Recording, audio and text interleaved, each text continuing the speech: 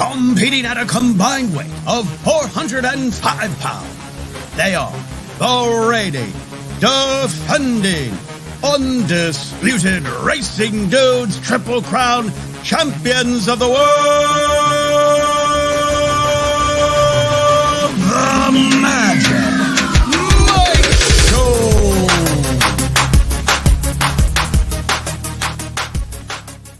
What's up, everybody? I'm Magic. And I'm Mike. And this is the Magic Mike Show, episode 446. Mr. Somich. Huzzah!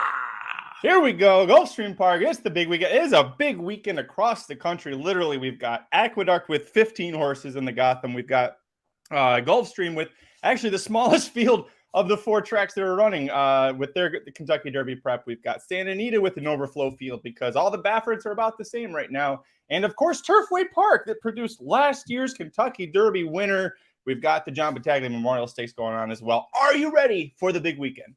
I am ready for someone else to win the Kentucky Derby so we can stop saying Turfway Park produced the Kentucky Derby winner, because I am over that. No more. Get it out of here.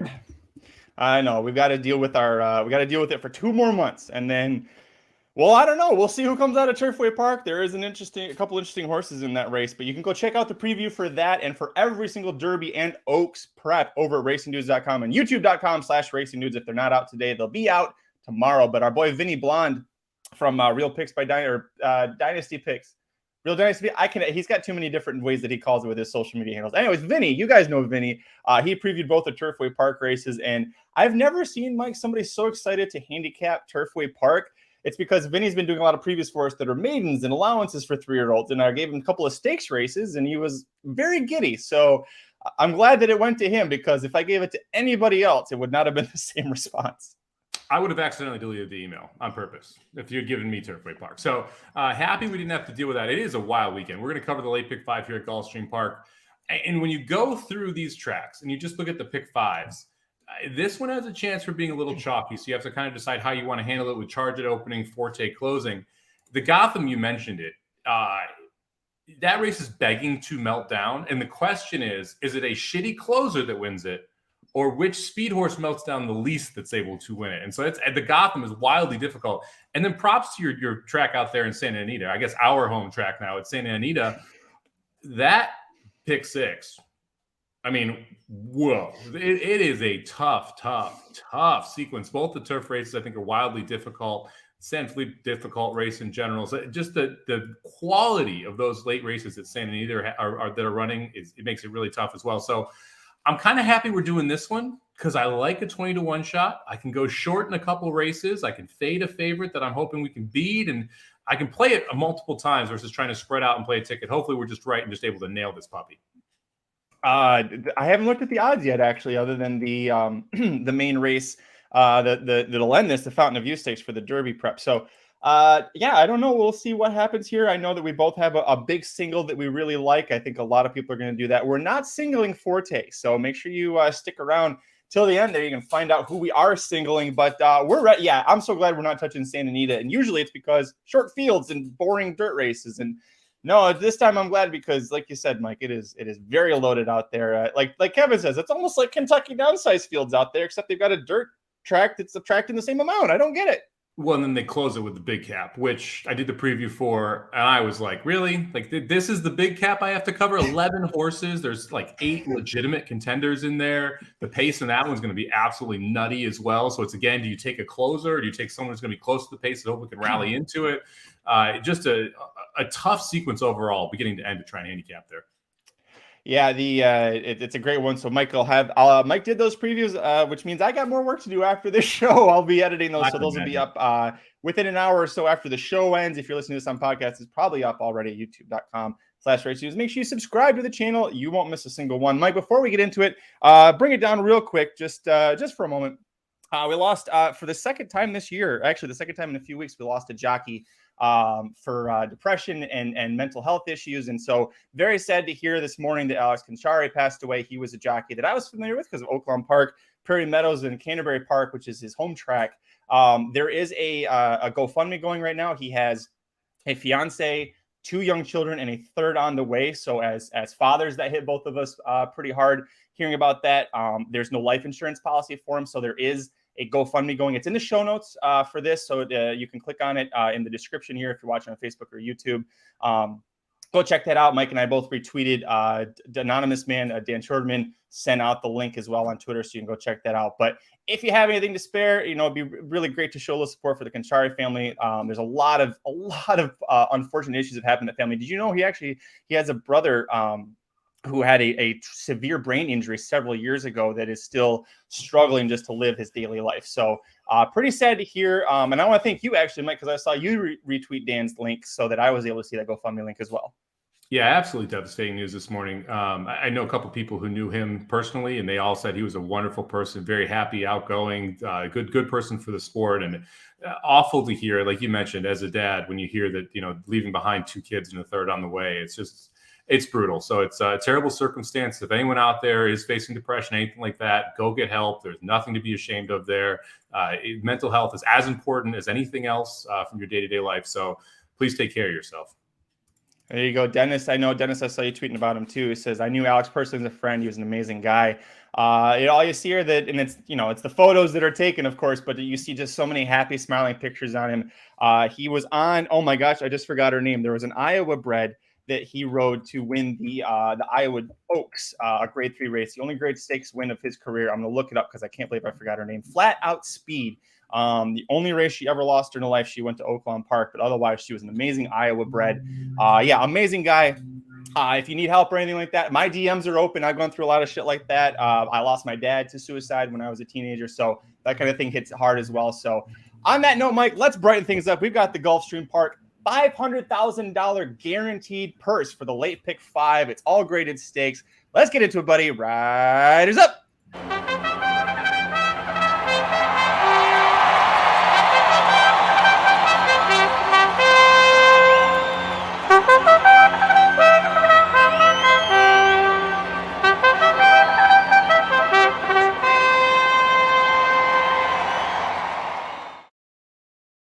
All right, Mike, here we go. First leg of the late pick 5, the $500,000 guaranteed late pick 5 at Gulfstream Park on Saturday, March 4th. Race 10 is the grade 2 Gulfstream Park mile. 9 older males going a 1-turn mile on the dirt here. We're both singling the 7 Charge It. Tell me why.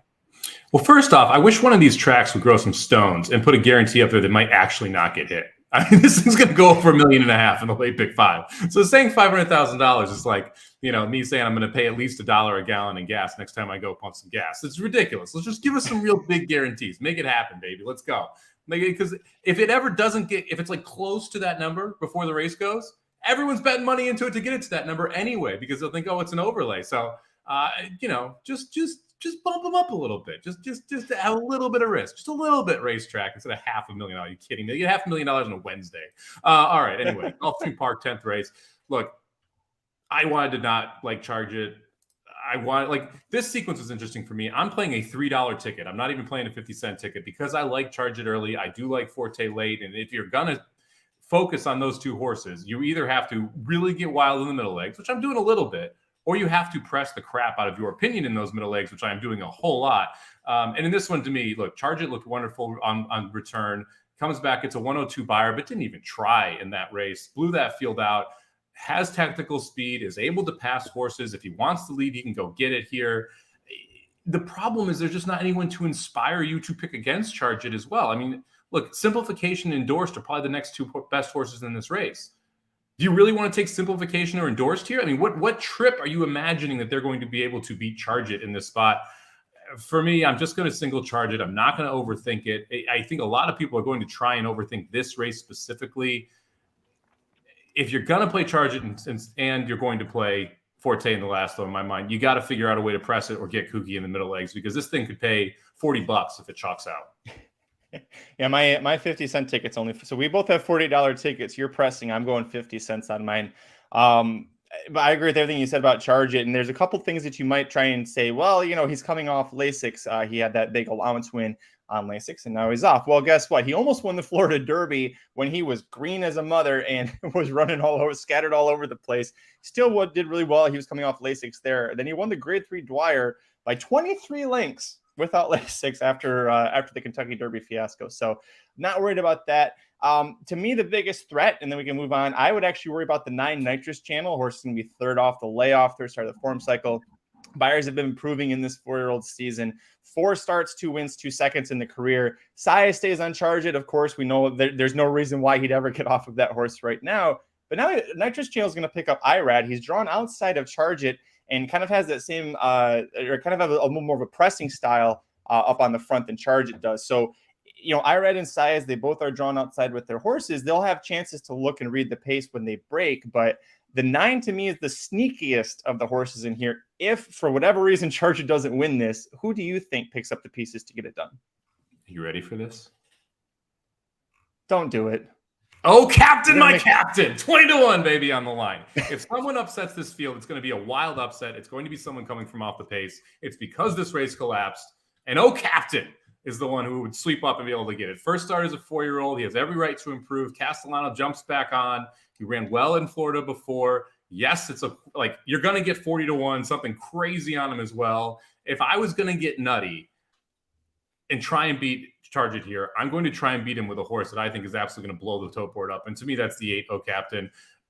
By the way, I love with a capital L, a superfecta here, 7 over 468, 468, 468. Because if you can get Captain in there, this thing's paying. And I do think he has a legit shot to be able to pick up some pieces late. It's funny that you said 4 simplification. I really thought that's where you were going to go with your pick. That's why I said don't do it. I was going to regret having asked you, but you didn't say that. Captain, that one makes more sense. Delgado is having, only 18 starters, but he's got 3 wins and 6 in the board finishes. He's getting Javier Castellano aboard. The horse has only faced non-stakes company once, and he broke his maiden doing it. So it was at Gulfstream Park. He was facing some monsters he probably wasn't ready for. If Charge It doesn't win, this is kind of a grab bag kind of group here. You've got Endorsed, who's won 2 straight, including the Fred Hooper, which is over the same course and distance, but he's very pace dependent. He's going to need a meltdown. A big reason he won that is because you had Octane and Dean Delivers, who were like 6-7 furlong horses, trying to go out there and go a mile, and it didn't quite work for them, and they fell off late, and Endorsed picked up the pieces. But not going to be the same situation here. He's not facing a horse. He wasn't facing a horse, rather, like Charge It last time out. So, all right, let's move on, Mike. We both love the 7 Charge It to single to kick it off. Second leg of the late pick 5 at Gulfstream Park, Saturday, March 4th. Race 11 here. This is the Grade 3 Honey Fox Stakes. 11 older fillies and mares going a 2-turn mile on the turf here. Chad Brown, it seems like he's starting to bring out the old favorites here, the ones that we've seen before, the turf potential monsters. We'll see how they get going. Where'd you go on top? Man, okay, this is the first favorite we're fading. I'm going to try and get around Speak of the Devil, the 3 horse here. Look, she's probably the best horse in the race. If he runs back to that Churchill race, she's able to win. The last time out, she ran 4th, which at the time was extremely disappointing. But now you look at it and it's like, well, she got beat by Wakanaka and Italian, who turned out to be pretty good horses later in the season last year. But I really like the 4 horse White Frost on top here. Mott's been clicking on all cylinders. Off the bench, a 2-year break. This horse comes out and runs a career best buyer, runs a 92. I thought looked awesome, was able to stalk very close to the pace and make a nice move, clear easily and beat that field, which is $62,000 optional claimers there. If you go back and you look at what they thought of this horse, what they thought of her back when she was 3, they were running her in a graded stakes. She won that. She went and faced Plum Ali, ran second in the 150K stakes after that. She's 2 for 2 at Gulfstream, 2 for 2 at the distance. She has every right to take a big, with a capital B, step forward here, right? I mean, that was the first off a long layoff. This is now going to be her second race. She's going to be more informed. She had the talent before that 92 fits with what she did as a 3-year-old. Now you're getting second out for the 5-year-old. If she takes a step forward, the way that this turf course is playing, she becomes ultra difficult because you're going to have to pass her down the lane after she's forwardly placed in this race. That is tough to do at Gulfstream right now unless you have a devastating kick. And now, Speak of the Devil made that move on the turn and had an awesome kick at Churchill. She cannot be too far back at the top of the lane here if she wants to win this race. White Frost will not be too far back. She will be sitting most likely in the lead, if not about a neck out of it in second. So give me White Frost the 4 on top. I didn't. I had put her on top, but I definitely like White Frost for every reason you said. If you look at her form, she's never had a bad turf race. The only time she lost on turf, she was coming. She won the Swedish Chant here 2 years ago, over this course and distance, and then she missed 10 months, almost 10 months, and comes back at Aqueduct and almost wins. She misses by 3/4 of length, finishing second. She won her other 3 times on turf. You gotta love this horse. It's Mott Alvarado on a big day. Do we remember Pegasus Day? What happened? Art collector, like, come on, you can't. And there were other horses too, but that's the one that I always think of. You've got to use them there. I did use Speak of the Devil. That win in the Distaff Turf Mile was great, but you're right. She got way far behind, off very slow in the Just a Game Stakes. She was 13 lengths back in a 5-horse field that featured Regal Glory, Wakanaka, and Italian. Sorry, you can't do that in a 5-horse field. You can't come from that far back and win. She's got a lot of back class from over in France. Chad Brown's bringing her back. We both also like the other Chad, which I think if you're going to use one, you've got it. Well, in my opinion, you've got to use one. You got to use both. The number 1, Faith in Humanity. Joel Rosario's finding his mojo again, and he's getting aboard a horse that's 2 for 3 lifetime, all on turf, coming off of a long layoff, but we saw her go gate to wire in the Pebble. She's not a need the lead type. She pressed in her debut at Monmouth. She was off the pace in the risk averse for her second start and got second to stablemate Gina Romantica, then flipped the story on that stablemate in the Grade 3 Pebbles. So I like her here. It is Chad Brown's top owner, Claravich Stables, who owns her here. Any reason, the steadily improving buyers, those are great as well. So did I miss any reason why you like the one Faith in Humanity as well? I really like the post here too, which a lot of people are anti-one post because of the trip that they may work out. But to me, Faith in Humanity here has enough tactical speed that we'll either be in the lead in the first turn or sitting right behind a couple of the outside horses who cross over. Either way, you should have a ground-saving trip around both turns and be forwardly placed in a race that you're going to want to be forwardly placed in here, especially if you want to beat Speak to the Devil. You're not going to outclose her, so you need to be in front of her early if you want to get to the wire. Touch of Class should be going from the outside. So that's probably one of the main issues. If you like the one trying to go gate to wire here, you've got Touch of Class I'm sorry, not Touch of Class. Who am I thinking of? It's the outside speed. Oh, there it is. Sweet Danny Girl. I didn't get down to the 11. Sweet Danny Girl, who's going to be going from the outside there. Saez is going to send her, so she's going to come up and try and cross over. But the beauty of having the one post is that you're able to protect the rail and then fan the other horse 2 or 3 wide and slow it down, because Saez is not going to want to go crazy on Sweet Danny Girl either. So I think you've got a legitimate shot here for the one to take this field gate to wire if Rosario hustles out. And if not, you're going to save ground in both turns and then be able to kick out. So to me, Faith in Humanity is going to get a very good trip here either way. And I'm going to try and beat the 3, Speak of the Devil, with just the 1, Faith in Humanity, and the 4, White Frost in the spot. Last one up for me, going with a 12-1 long shot, the number 10, Fastest Flight, Brian Lynch, Jose Ortiz, which was just, yesterday or the day before. Irad and Jose won every single race at Gulfstream aside from one, and it went to Rosario. So, that Rosario is the only jockey who was able to break up the Ortiz train the other day. But another mare now 5 years old, whose buyers have been steadily improving since she came back from the layoff. Things didn't go so well those first couple of starts, but her last 3, all of them routes, looking pretty good. 2 back, lost to Kahiko, but that was a pretty kind of a one-paced race there, and she was forwardly placed. She was right off of the pace. That's not her best running style. Last out, Tyler Gafflin in an allowance race, had her sit off. They went pretty quick early, which I think we might see with Sweet Danny Girl breaking from the far outside post, having to rush up and get over. You might see, I think we're definitely seeing a sub-23 first fraction come up there. Fastest Flight can sit off and get the jump. She's going to have to be better than both Chad Brown horses, which is going to be a tall task. But Jose Ortiz riding for Brian Lynch, 29% with a 357 ROI, 31% the last 2 years overall away from Gulfstream as well. So I like her. I like the price at 12-1. I wanted to try and figure if it wasn't going to be one of those short priced horses, I wanted to find somebody at a long shot price that I liked. I know you only went 2 deep. Did you consider the 10 at all? Do you have her in your top 4 somewhere? So I looked at the 10.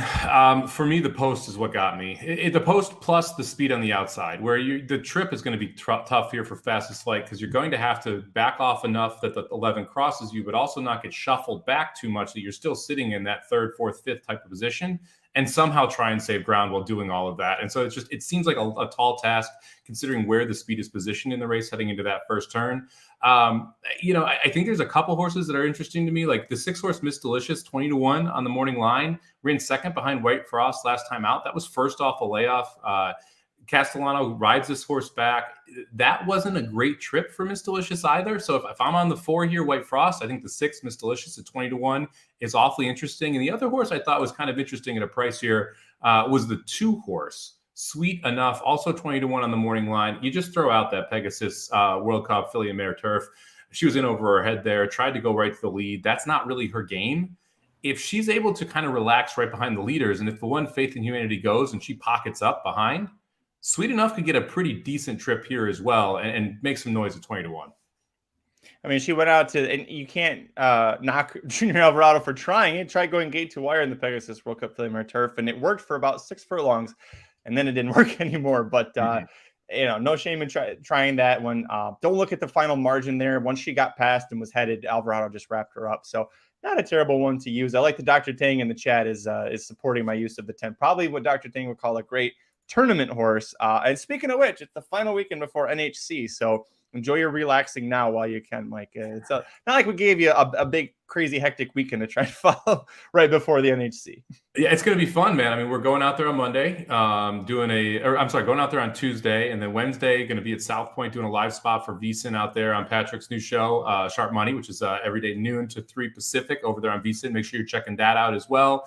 Got to make sure we got Dudes Who Bet Daily going at 9 a.m. from Vegas, which will be fun as well. Going to be hanging out in South Point Sportsbook on Wednesday, most likely, and then Thursday through Sunday, got to back to battle, baby. Got to try and win NHC this year. I can't believe you're still, I mean, I appreciate the devotion. I can't believe you're still going to try and do, it's not just doing Dudes Who Bet Daily at 9 a.m., which you've been doing since you moved to California, but doing it in Vegas at 9 a.m., it's going to be maybe a little rusty, might be a little cobwebby in the morning. That's okay. We'll forgive you for it. We might be doing it from the NHC room too, which should be pretty interesting considering I got to figure out how to make these headphones things work and try and broadcast from there, but we'll figure it out. We'll make it work. In the meantime, third leg of the $500,000 guaranteed late pick 5 at Gulfstream Park on Saturday, March 4th. Race 12, the Grade 2 Davona Dale, 10 3-year-old fillies going a 1-turn mile on the dirt, 50 Kentucky Oaks points to the winner. Who's it going to be, Mike? Do you believe in Red Carpet Ready yet, Magic? I believed in her last. Let me rephrase that. I'm sorry. I added her at the last second last time. She's my top pick this time. I am a believer. All right, I appreciate you. You poo-pooed her on the show when I picked her, so I don't know about this believed in her stuff. You did add her after the scratches, but you've definitely dropped a bit of a deuce on her when we were actually on the show. Look, Red Carpet Ready was awesome last time out. Was able to stalk and pounce, get the job done. I don't think stretching out from 7 furlongs to a mile is really an issue. And to me, the biggest thing is like, I kind of think the 1 and the 5 should also be in your top 4, and that's the 2 horses she beat last time out. Has every right to improve off the layoff. Sias comes right back. To me, Red Carpet Ready is a pretty easy top pick here. Another reason why I'm playing a press ticket and trying to get around Speak of the Devil in the last race, because, look, I like the favorite in the middle leg, too, here at 2-1. I did include one other horse in here. I put the 10 Leave No Trace on. For me, this is one of those where we're coming off a layoff, a horse that has experience at a mile and a mile and 16th. Ran behind Chocolate Gelato and Wonder Wheel after winning her first 2 starts. Wonder Wheel wins the Breeders' Cup Phillies Juvenile, whatever the heck that was. And then Chocolate Gelato was up there as the favorite for that specific race. You have 2 of the best horses in the group that she faced in the 2 races that she lost. Absolutely no shame there. 2 nice wins prior to that. This is her return spot. I like it for her. I think she's got a big shot here. 5-1 I don't think is a bad price at all. And if I like the 3, and I think the 1 and the 5 are both in the top 4. That means if I'm going to use someone besides the 3, I have to go outside of that race because I feel like we already know the 3 is better. So who is the new shooter here? Well, the 10. And not only is the 10 a new shooter, it's an experienced new shooter who has back class. So I'm just going to go 3-10 and try and get through this one.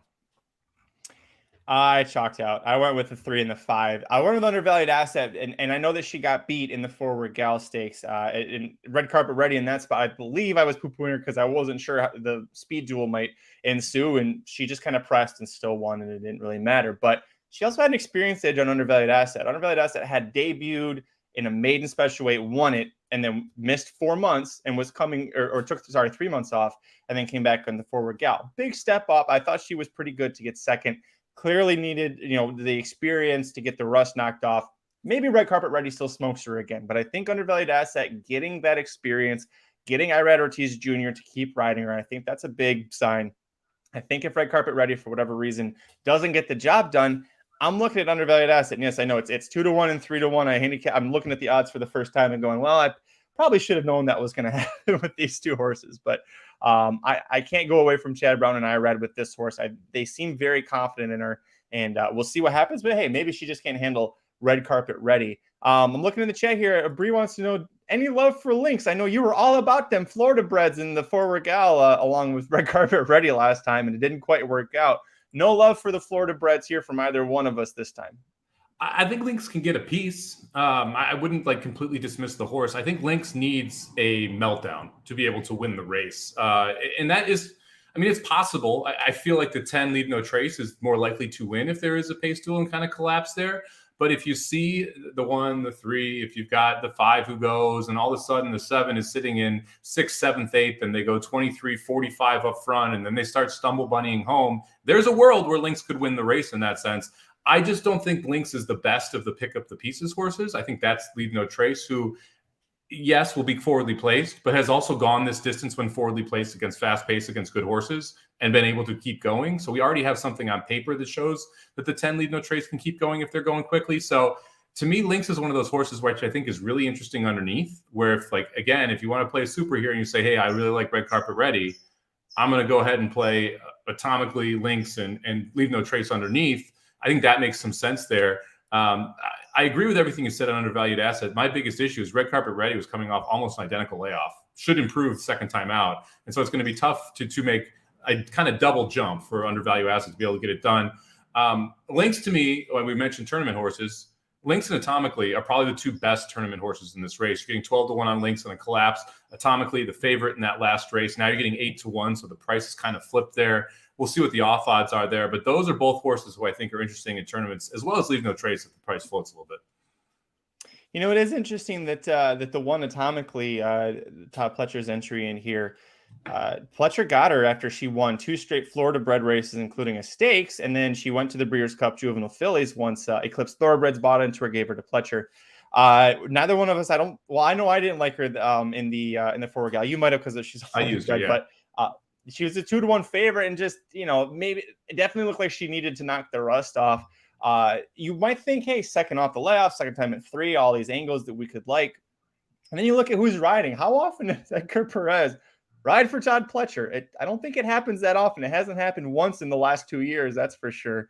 Jose Ortiz rode her last out. Saez 2 back. You understand why Saez is on red carpet ready. He's not getting off of her for anything else right now. But Jose Ortiz leaving Todd Pletcher for Patrick Biancone's horse, the 2 Infinite Diamond, who she won the cash run stakes last out when he was aboard over this course of distance. But I don't know if you were going to ask me between that horse versus a Pletcher horse that they paid, I think $800,000 or something like that for Atomically. Boy, you would think he would go with Atomically, wouldn't you? You would, but that choice clearly wasn't made. We also don't know when the entries were made for this, or when they made the decision to run the 1, run the 2. A lot of times the jockey roulette wheel can be difficult to read, because if a horse enters early and a jockey commits to that horse, and then you find out Atomically's running a week later, and all of a sudden Jose's already gone and Luis isn't getting off, and Irad's got this horse and Rosario's on a brown, it makes it kind of difficult from that perspective. I do think that this, if you don't like red carpet ready as much as I think we both do, I think the 2 Infinite Diamond, I think the 9 Darth Vader, I don't know, whatever. I think both of them at a price are a little bit interesting here as well. I just am not a huge Biancone person. The percentage just isn't up there, but you're getting the right price in this case. Going to have to run better, going to have to be able to stretch out well here. Is going to want to be forwardly placed. So I guess it's the same distance the last time, but it's going to want to be forwardly placed. I'm going to have to improve off of that effort. And I'm not sure that it sets up that well for Infinite Diamond. Lynx ran 3rd to that horse last time out. I think Lynx has the better setup today. They went 46-2, 111, then 136. I think there's going to be a little more pace up front that Infinite Diamond is going to have to face in this spot. Never forget, actually you won't, because we just talked about it this morning in the group chat, but Patrick Biancone won the Fountain of Youth Stakes a couple years ago with Ete Indian. You want to look at an interesting field, go look at the Fountain of Youth Stakes field from 2 years ago. Ete Indian won it, and it was Dennis's Moment was 2-1 on the morning line. Chance it was in that race. There's a lot of horses you go, oh yeah, I kind of remember who that is. You watch out for Biancone on a big day. Sometimes he pops, but my concern with Infinite Diamond is she's by a B jersey. That horse is, I mean, he was a great sprinter, but like he's producing quarter horses a lot of times. The distance isn't really B Jersey products friend. So was that not the a Met big Mile? fan of that horse. B Jersey, Met Mile, and Mind Your Biscuits. I think it was B Jersey and Mind Your Biscuits. It might not have been the Met Mile. Vitoli? No, it was Vitoli. B Jersey's Met Mile was a phenomenal race. Ended up getting nipped. I think it was Mind Your Biscuits that beat B Jersey on the wire. You're right. He did. He beat Mind Your Biscuits. You were right. Yep. Yeah. Well, we'll see. Listen, Michael Olsen's using the two. If she wins, it wouldn't be a huge surprise, but a lot of that's because of the connections with Patrick Bianconi. Just can get him to pop on these big days right here. Chad Brown's got the 6 Guns and Graces in here. We didn't talk about her, but she scratched out of the Tampa prep a couple weeks ago. I forget what it was. She shows up here. To me, this is a significantly harder spot, and she's only got the one maiden win last December at Tampa. So I don't have any interest in her, but hey, Chad Brown 20-1 if you want to take a shot or if you've got to go for it. Let's move on, Mike. Penultimate leg of the $500,000 guarantee. They pick 5 at Gulfstream Park on Saturday, March 4th. Race 13, the Grade 2 McDermott Stakes, 12 older males going a mile and 3/8. That's 3 turns on the turf. And of course, when you're going long on the turf in a big day, Mike Maker is going to show up. He's got 3 entries in here. He's won this race 3 of the last 4 years. So of course, 2 of those were with Zulu Alpha and back-to-back. Where'd you go on top? One time, baby. One time. Let me get the right maker who goes gate to wire in a race where the horse has no business going gate to wire. Give me Bema's Boy, the 6 on top, 20-1. Clear lone speed here. You can make an argument the outside horse is 7. Astronaut will be lone speed. He won't. Bema's Boy is going to go from that 6th post. Astronaut's a little bit slower out of the gate. Yes, he's led, but he's led going 49-4, 114 last time. We're not going 49-4, 114. We're going to go like 24 and change, 49 flat, and Bema's Boy is going to be controlling the pace. Miguel Vasquez, Mike Maker, big price, wire to wire, baby. Give me the 6 Bema's Boy. Well, that's one way to look at it. I didn't use. I'm not going to knock it like you like to say. I'm not going to talk anybody off of a 20-1 long shot that could potentially go gate to wire. And I have the hardest time a lot of times reading speed in here when they go this long on the turf. A Bond, it was drawn 4 post in the McKnight Stakes going a mile and a half here last time out. He went to the lead and then completely pooped out. And so, does Rosario try to go to the front with him? I don't know. This horse is we haven't seen his best form. Wait, who's riding him? Well over a year now. Who's riding a Bond? Joel Rosario. Does he go to the front? Does he try and go to the front? That seems like you're just kidding around now. I read pace as well as I read Joel Rosario's pace style. That's how that goes for me. I didn't use Bema's Boy, but I like I said, I'm not going to knock you off. I did consider him for a little bit. I just couldn't end up getting the over there. I'm going to go with the same topic I had last time he raced, and that's the 10 Value Engineering for Mike Maker, Jose Ortiz, 6 Kevin. I was in this support group for a while. Let me tell you. Yeah, I'm with you, Kevin. I will not pick a bond. Next up, a bond. No, I'm just kidding. Value Engineering, 2 straight strong starts from Mike Maker since he took over from Chad Brown. Won the Jerkin Stakes off the turf, got rained off. Probably was going to win the McKnight Stakes. He looked great. He got the jump on his stablemates, Red Knight and Wicked Fast. And Red Knight was just a slightly better maker that day.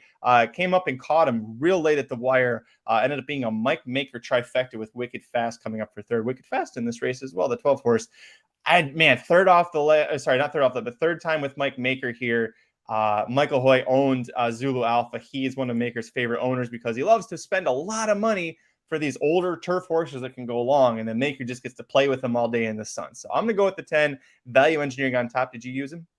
I did not. I'm only 2 deep here. I went with the 6, and I went with the horse right outside. I went with Astronaut. The 7 is my other horse. Time Albatrani, Saez going long here. Look, this horse, when switching from the Sheriff's Barn to the Albatrani Barn, it's like, I don't know what clicked, but something did, because all of a sudden the horse became a new animal, improved by over 10%.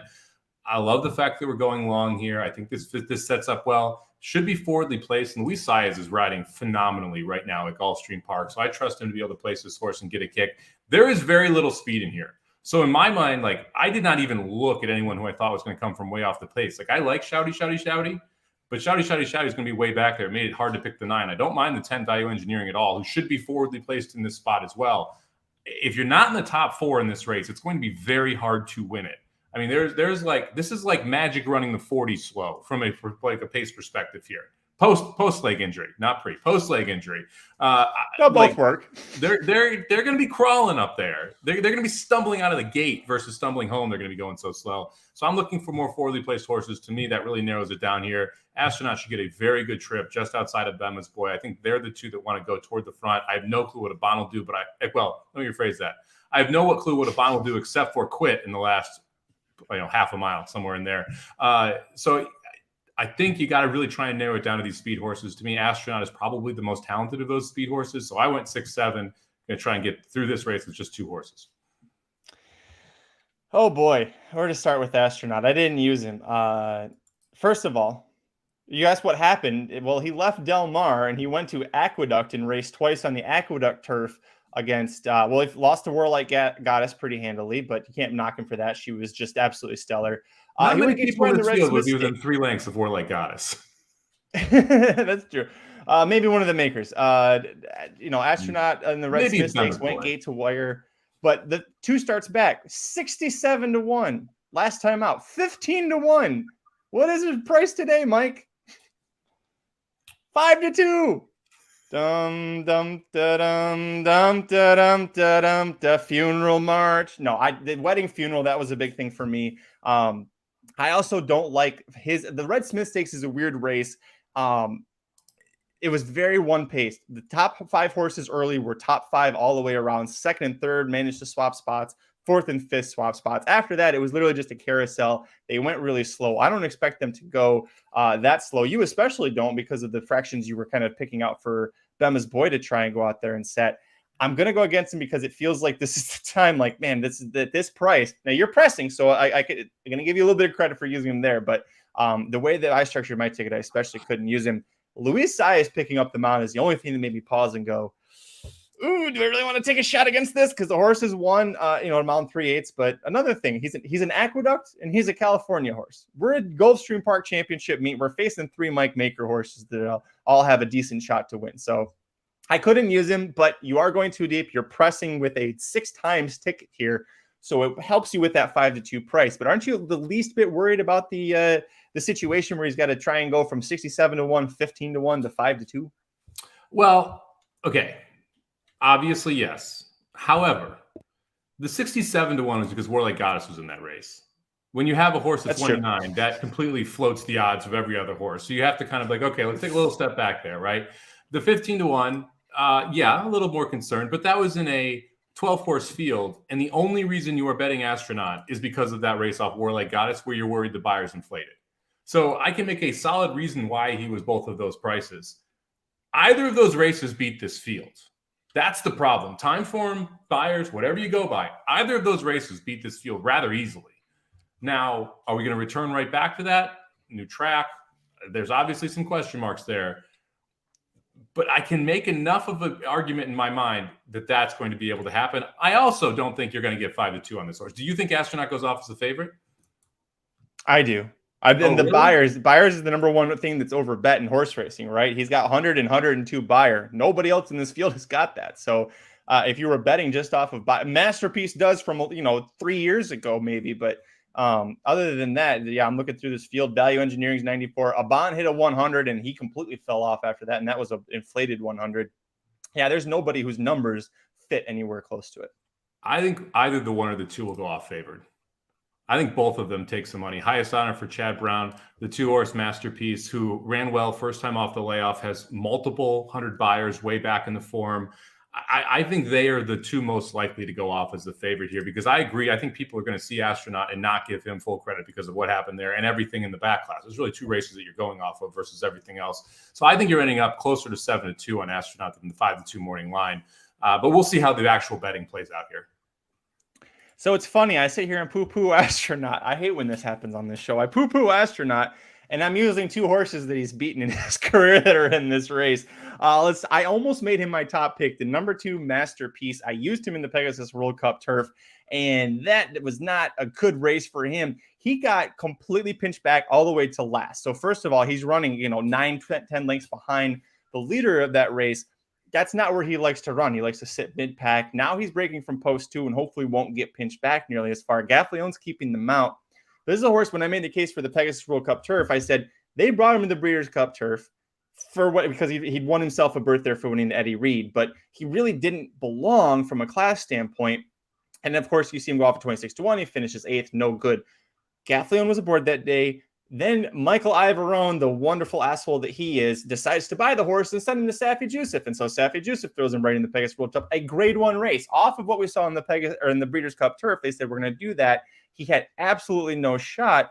And yet he still, like, when he got off the turn, you're like, okay, he's going to keep coming. And then it's just like all the horses that decided to quit like a wall in front of him. And Gaffleon was like, well, shit, like, I got pinched all the way to the back where I don't like to be. And now I've got nowhere to go. The horse didn't really have much of a chance, but he's second off the layoff, second start with Staffy. Big class drop from that grade 1 race in the Pegasus turf. So I'm going to use him here. Highest Honors was my last one on, and now I'm seeing he's 3-1. I might actually take him off at 3-1. First of all, Michael Myers said it too, like looking at these horses and like trying to figure out who says I'm old and tired, don't feel like running. I had no idea Highest Honors was still running. I saw him show up here and I was like, oh, okay. I remember when he was a little like 2-3-year-old running around the track.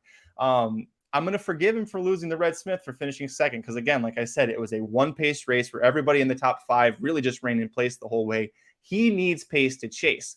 The problem with this horse, he's won once in the last year and a half. Like, you got to go back to June of 2.5 years, June of 2020 to find his second win on the page there. But he does, the only time he's been at Gulfstream, he did get the win. Irad is picking up the mount. I think it's a little noteworthy this is only Chad Brown's entry in here. And Chad Brown might not have a superstar right now in the male turf division, but the fact that he's only putting one in here when he could have a bunch of like what we're seeing with Baffert and the San Felipe, right? All the Bafferts, he's just kind of throwing them all in and saying, well, one of you is going to probably step up and win this. We'll see who it ends up being. Chad kind of does that with turf horses sometimes when he's not sure who his best horse is. I'm going to use him. The class and distance, he should definitely be in contention the way that he likes to run. Boy, I hope Irad gets him over the hump there. Irad was aboard for the first time in forever in the Red Smith. He comes back aboard here. Just give me some pace for this horse to chase and try to close into. Don't let someone go out there and set 49-4, 114-4. He's going to have no shot. And that's what makes me a little worried is that 3-1 price. But boy, that 3-1 price I don't love. All right, do you want to talk about him real quick? I don't like the post for Highest Honor either. That to me was the other problem right here. Just because if you're talking about, okay, he's going to need to come from the back of the pack. Well, let's say he's in 7th or 8th around that first turn. He's 4 back on the inside. All of a sudden, you're going to have to either go way wide or have trip trouble. And what I believe is going to be a pretty slow pace, specifically around the 2nd and 3rd turns in this race. It sets up for a troubled trip for him if he wants to come from off the pace. If he wants to stay close to the pace, you lose some of the kick. But I will say this: Highest Honor has been improving slightly every single race. You keep ticking up. He fits here from that perspective. Masterpiece would have been the 3rd horse in for me. I do respect the heck out of this too. You go back and you watch the Pegasus World Cup turf. It's a 1 1/8 miles. It was too short for this horse. He was coming. He just kind of got some bad racing luck, and now you're stretching back out to a distance that he likes more. I think Masterpiece has a legit threat at winning this race. If I was going to play someone from off the pace, it would be Masterpiece. If I was going to play a 3rd horse in this race, it would be the 2 Masterpiece. But I'm going to stick with just the 6 Bema's Boy and the 7 Astronaut. Last horse that I'll talk about here, I went 4 deep. It's a Mike Somich special, and you actually mentioned him, but you're not using it. It's the chat's favorite, Shoddy, the 9 horse is going to be in here for Jorge Abreu, Paco Lopez. Another horse that I think last time out had some really bad trouble. He had a really horrible trip in his last start in the McKnight Stakes. Got pinched way back. He ends up finishing 4th, just a length and a quarter behind the horse that's my top pick in here, which is Value Engineering. So you've got 3 Mike Maker horses that complete the trifecta. He's a neck away from breaking that up with Wicked Fast, and he had to come from way far back to try and get into it. I'm hoping for a much cleaner trip. Paco is going to keep them out, like I said. 2nd off of the layoff here in the season, 2nd of his 5-year-old season. I think sitting closer to the pace will allow him to get first jump. 15-1. I love 15-1, especially with all the damn chalk I'm using in this race as well. So give me Shoddy. I understand if you don't want to use him just because, man, especially for you, Mike, it seems like whenever you try to pick him on the show, he doesn't get the job done. I think all summer long at Saratoga, you were about this horse and it didn't work out. Well, I mean, it sort of worked out because he did win at Backwood right after I was all over him when he ran 2nd at Saratoga. Here's the thing with Shouty, though. If we're going to knock horses for not winning, Shouty has to make that list. One turf win since breaking the maiden in August 1st, 2020 at Saratoga. One. The reason this horse is through N2X competition is because the race scratched off at Backwood, and we ended up on the dirt there in what was a 5-horse field where the other 4 stopped running. So, like, if you're going to knock the, hey, I can't win, shouty, shouty, shouty makes the list of, hey, I don't like to win horses. Yeah, that's true. There's a couple of them I picked here, including the one highest honors we just talked about. So let's see. Bold strategy, Cotton. Let's see how it pays off for him. All right, Mike, we've wasted enough of the people's time. They all care about our opinions on the 5th and final race of the Gulfstream Park Late Pick 5, Saturday, March 4th. Race 14, the Grade 2 Fountain of Youth Stakes. 10 3-year-old colts going a mile on the 16th on the dirt. 50 Kentucky Derby points to the winner. And all eyes are on your returning juvenile champion, Forte, making his 2023 debut at 7-5. Let's talk about him.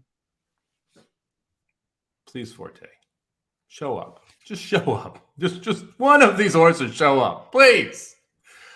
Forte should win by a freaking pole. But who knows, right? like Forte's clearly the best horse. If you go through the numbers, everything he did at 2 destroys this field. It really does. I would love to pick Rocket Can. I would love to pick Mage. But look, Forte should win by a pole if he shows up and runs well. I talked about his workouts. 3 back. He wasn't that great. Guess what? He looks like a freaking monster right now. The horse looks awesome in the morning in the last couple workouts.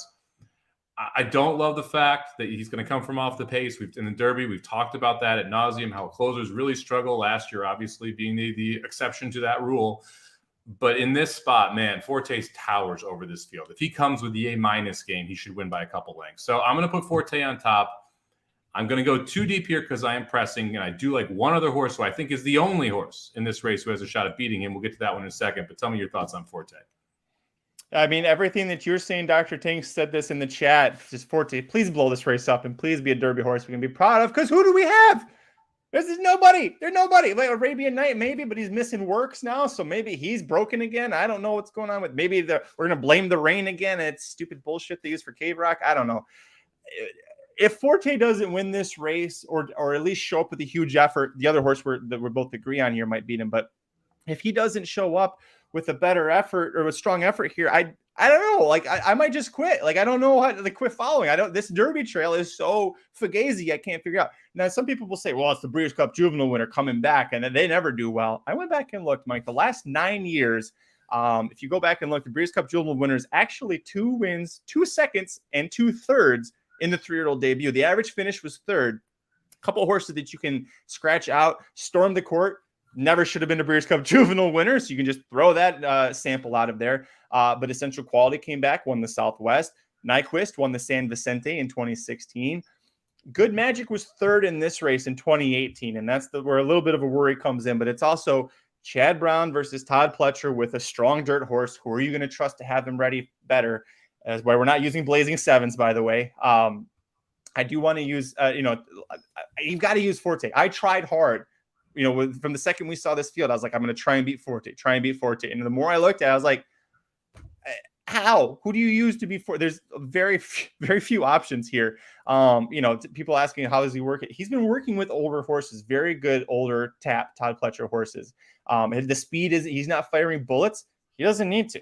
Pletcher knows that. He doesn't need to fire bullets for this one either. So, all right, let's talk about who we think is going to end up winning this race if, for whatever reason, Forte can't do it. Well, that's a wire job, right?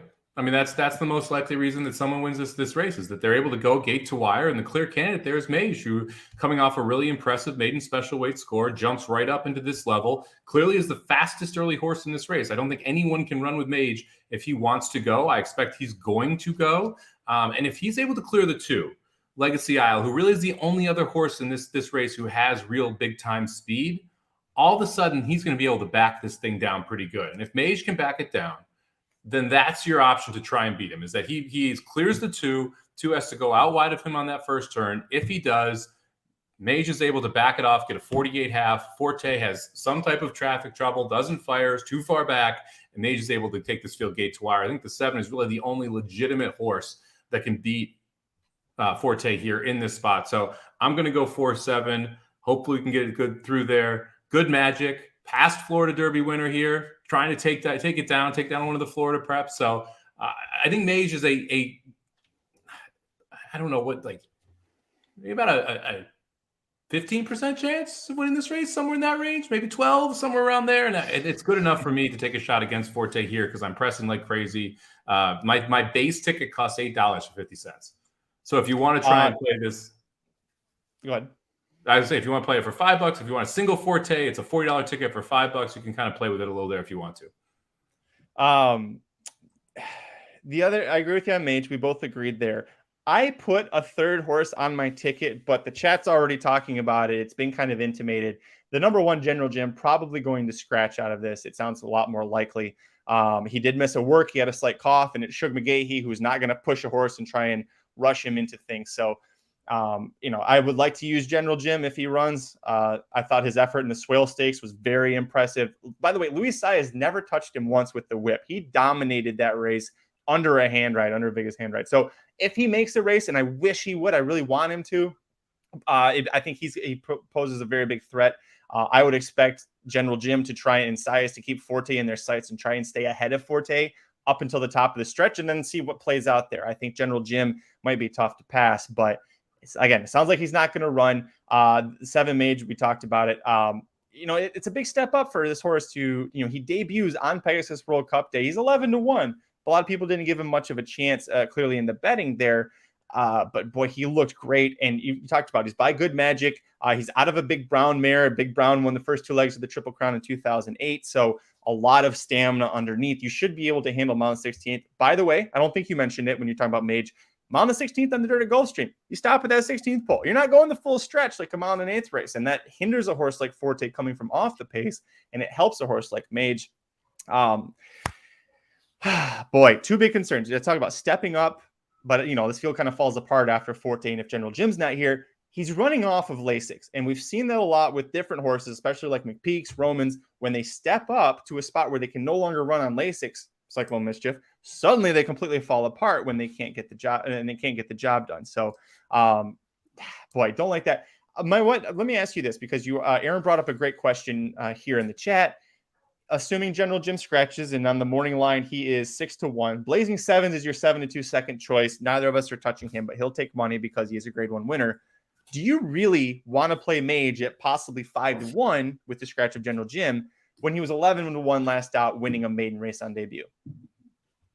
So a couple things. First off, he's 11-1 because Edgar Perez rode him. And in that race, you had a $500,000 son of Good Magic. You had a $250,000 son of Good Magic, and it was Pegasus Day, right? So there's a bunch of other aspects to why the horse was 11-1. Secondly, I don't think he's going to be 5-1. Okay, you're going to see money on Rocket Cam. You're going to see some money on Cyclone Mischief. People aren't just going to forget Cyclone Mischief here. That horse went off as a wildly short price last time at this track. He's going to get bet down. 12-1 is not going to be what you're going to see him go off at. I don't think that you're going to see Mage at 5-1. I think you're going to see a higher price, even though I don't agree with that. I think Mage should be the second choice in this race. The other thing is he's not going to be 5-1 in the pick 5. Okay, this is a pick 5 ticket too. Forte is going to take so many damn tickets in the pick 5 that there is zero chance that 20% of the pick 5 tickets are going to be on Mage. Zero chance. So yeah, maybe he'll go off at 5-1, but he will not be 5-1 in the pick 5 pool. I guarantee you he will be at least 5x the price of what Forte is. That latter point, that was great. And I usually remember that, and I forgot about it this time. So yeah, there's a difference between single race betting versus the value that you'll get in these pick 5 sequences here. Also, say General Jim doesn't scratch until a bunch of people put their tickets in. Well, they're going to default to having Forte twice. They're not going to default to having Mage on their tickets there. So you've got that going for you. Matt bringing up a good point in the chat. Mage has been outworking Captain in the morning as a horse that you thought could be a complete long shot bomb in the Gulfstream Park mile. Sean Nesbitt says the 3 Shadow Dragon could potentially ruin everyone's day. Boy, we'll see. We love our boy Rocket Can. I think he's got a great chance to hit the board. Neither of us picked him to win here, and he beat Shadow Dragon last out at Tampa. At Gulfstream. I keep thinking they were at Tampa. They were in the Holy Bull Stakes. You mentioned didn't get the job done there. This is the funeral for Shadow Dragon. We talked about this horse last time. I've had Shadow Dragon second in that race where Rocket Can beat Cyclone Mischief. That was the day to have Shadow Dragon, not today. Yeah, he was 34-1 that day and came up and got second to Rocket Can. So good point there. All right, that's going to do it for this episode of the Magic Mike Show. Thanks for joining Mike and I to go through the $500,000 guaranteed late pick 5 at Gulfstream Park, Saturday, March 4th, ending in the Fountain of Youth Stakes. Remember, by the way, if you want to play Gulfstream Park on Saturday, we have all 14 races covered for you in the Inside Track Wagering Guide. It's available right now. If you're subscribed to any of the premium subscriptions, go check it out. It's in your account. It's ready for you right now. Otherwise, you can buy it single. Go check that out. For our tickets, for the podcast listeners, we'll give those out one last time. It's down below for our video watchers. I'll start off. I'm going to go 7 with 1-3-4-10, with 3-5, with 1-2-9-10, with 1-4-7. That's a $48 ticket. It drops down to $32 if and when General Jim scratches.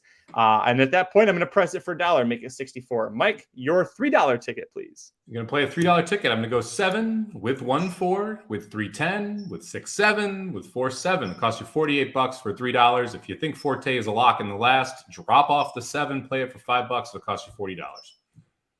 Look at that. We're nice and affordable here. You just got to, $5 ticket and it costs you $40. That's pretty well, good deal there. Part, it pays 4 or 5. So if Bema's Boy hits on a $5 ticket and you lose either of the singles, you're making money on that ticket. Like you're breaking a couple $100 on that ticket. I'm going to look at when we get off of here. I'm going to go back and look at the PPs a little harder here. I might drop off highest honors for Bema's Boy after seeing the odds and how low they are on highest honors. Boy, I don't know if I want to take him at 3-1 when he has problems winning it. And Bema's Boy, you outlined very well, has a nice pace set up. By the way, won the Grade 2 Pan American a mile and a half about 3 years ago here at Gulfstream Park. But make sure if you want to play Gulfstream Park, like I said, check out the Inside Track Wagering Guide for the Fountain of Youth Day at Gulfstream Park. It also includes 2 bonus races, the San Felipe Stakes and the Gotham Stakes. So if you're looking to play the Derby preps, all 3 of them have been covered right there. The Battaglia, well, Aaron just hates Turfway, apparently. That's why I didn't put it. No, it's all 3 of the 50-point Kentucky Derby prep races, so you can check that out. Big weekend ahead. We're going to have a live show covering all of the action, the major action. By the way, thank you to Santa Anita for carding the San Felipe in race 6. Puts it right in the meat of every other big Derby prep going on. So we're just going bang, bang, bang, bang, bang, bang. So tune in Saturday for the live show. Mike and I, probably Aaron, maybe Jared, who knows? We'll see if he is able to join us for that one, but we'll be covering all of that action live. Lots of betting insight. It's going to be a hell of a weekend, Mike. We didn't even talk about the Oaks preps other than Davona Dale, but so much action. It's going to be a good time. Yeah, I can't wait. There's 7 graded stakes races out of this 14, or 8 graded stakes races, out of this 14 stakes race card at Gulfstream Park. Santa Anita has a mandatory payout on Saturday. If you're not sick of me yet, 8 p.m. Pacific time. Yeah, that late. I will be on ABR's show covering the 4 graded stakes from Santa Anita for Saturday. We'll have our live show on Saturday. Then I'll jump over to their live show and doing the Pick 6 coverage for them over at Santa Anita on Saturday as well. This should be a wildly busy day. Be on Sharp Money tomorrow at 2 o'clock on VSiN. If you want to talk sports betting there, we'll cover some of the preps there as well. So a lot going on that front. Going to be just a crazy 3 days here. And it's going to be nuts leading up into NHC week. So I'm looking forward to this weekend. Lots of good betting opportunities. We also got college basketball conference tournaments going on. So make sure you're checking out Dudes Who Bet Daily, 9 o'clock Pacific, 10 o'clock, or noon Eastern. Make sure you subscribe to the channel so you know when we're going live. You can just get notifications and then boom, you're there. You're ready to go. Let's do it. You get notified when we're live with Dudes Who Bet Daily every Wednesday through Sunday at noon Eastern, 9 a.m. Pacific. We'll start your day off right with some winning picks between the horse racing and sports betting world. I missed the last couple of days, but hopefully to be back on for the next couple. We'll give out some big winners. And Sean says, bring back the original Magic Mike Show intro. Guess what? Stay tuned for about 30 more seconds, buddy, because you get to hear it again. Mike and I will be back on Monday to recap all of the crazy action for the Derby and Oaks preps. But until then, I'm Magic. And I'm Mike. You remembered today. I remembered. Sean Nesbitt, this one's for you, buddy. Good luck this weekend.